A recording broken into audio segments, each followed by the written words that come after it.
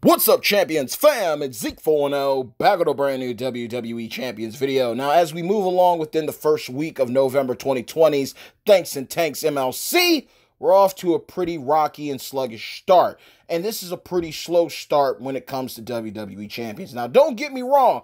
I'm not trying to force nothing. I'm not trying to rush anything, but it is interesting to say the least.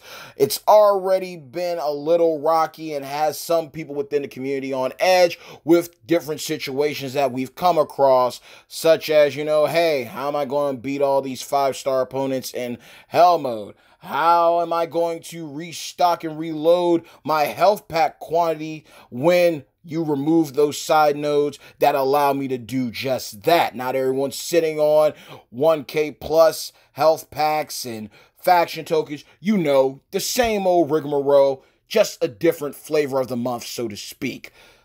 However, yeah, we got some limited time tours about to come out, showing love to the waifus and those who have invested properly into their DX and King of King passes. And we have a grind weekend ahead of us pertaining to Showdown mode. What was once one of our favorite modes now has us looking over at feuds like, what's up, bae?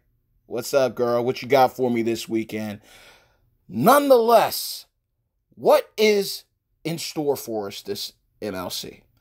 Word on the street is that November and December are supposed to deliver. We're supposed to be walking away like, you know what, forget everything that Champions has done to screw us over worse than Bret Hart was in Montreal that night. Things are going to get better moving forward into WWE Champions 2021. However, I have to tread lightly on this. Sometimes when I thought Champions let me down, they took me by surprise like a Claymore out of nowhere, and I just had to keep my mouth shut. Still spoke, but I had to speak respectfully because they did the right thing. Then other times, well, you know how it goes. There's a reason why I'm no longer in the Scopely content creator group. However, though, I will say this. Knowing that we have an absolutely free copy of Rey Mysterio on the way, knowing that we have an absolutely free copy of Brock Lesnar, next big thing on the way, and knowing that we're going to get a chance at not only picking up exclusive super rare gear for Rey, but a chance, maybe a 0.00000000001% chance of maybe walking away with the immortal Hulk Hogan once that regalia chest pops open, brother. Does that give this MLC a pass? Now, we've seen some things going on here. There's supposed to be another Lacey Evans. There's supposed to be a new Randy Orton. There's supposed to be a new Shawn Michaels in China, all being introduced in this MLC. I don't know if they're going to hit the target that they're supposed to hit or not. And I want all of us in the community satisfied, feeling achieved when it's all said and done. Because let's look at it. Road Dogg isn't the best free-to-play unit. Now, he does counter a very serious issue when it pertains to, purple submissions, especially with Carmella, the free-to-play waifu that everyone decided the 5-star bronze. I understand that. Road Dogg and Natty are going to be getting more utility now than ever. I understand the reasons for taking him up to at least 4-star bronze 9K. But at the same time, he isn't worth it. And the same can be said about Trish. I said this in my previous video. They're okay, but they're not the greatest.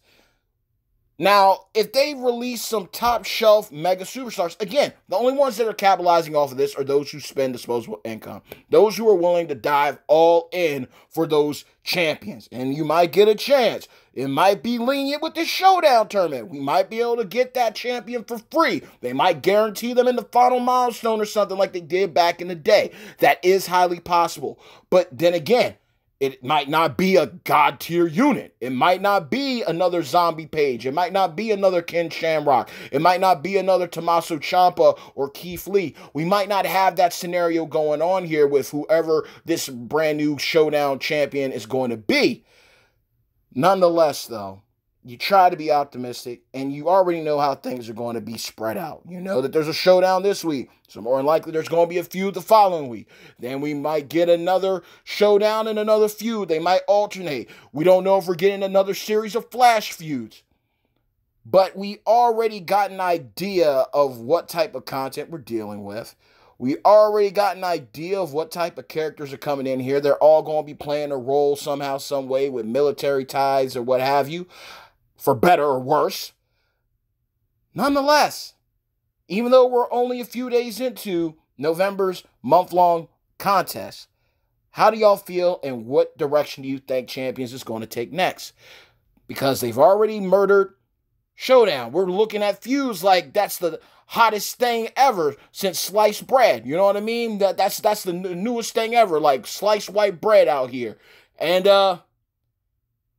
well, I just don't know how to feel about stuff right now. It's really got me at a loss. But I want to know what y'all feel and where you think they're going to take the direction of this MLC as we press forward. Is it going to become a pay to win situation, point blank, right in your face? Or are we going to see some other cool rewards and gifts given out throughout the MLC that give everyone a break? Everyone gets what they need over what they want, but can walk away satisfied with it all being said and done. Because the chase champion, people are going to chase that champion. That's what they're there for. Regardless if they're God tier or not, it gives you an objective. It gives you a mission to get through the month-long contest. The free-to-play unit, that's a free champion. Yeah, you might have to invest coins and TP into, but when it's all said and done, you're not spending any of your class-specific tokens for that month. That's allowing you to catch a break. It's allowing you to stock up your resources so you can build up your, 4-star gold, 5-star bronze candidates of your roster. So it's always a catch-22. It's always a double-edged blade when it pertains to WWE champions. But right now, I'm not feeling the most enthusiastic about it, and I want to see where you are in your state of mind when it pertains to this MLC. What are you hoping to see play out? Because, again, the whole free Ray, Brock, possible chance at a solid unit at 2-star or a 4-star higher, the exclusive rare, the rare Ray gear, that's cool.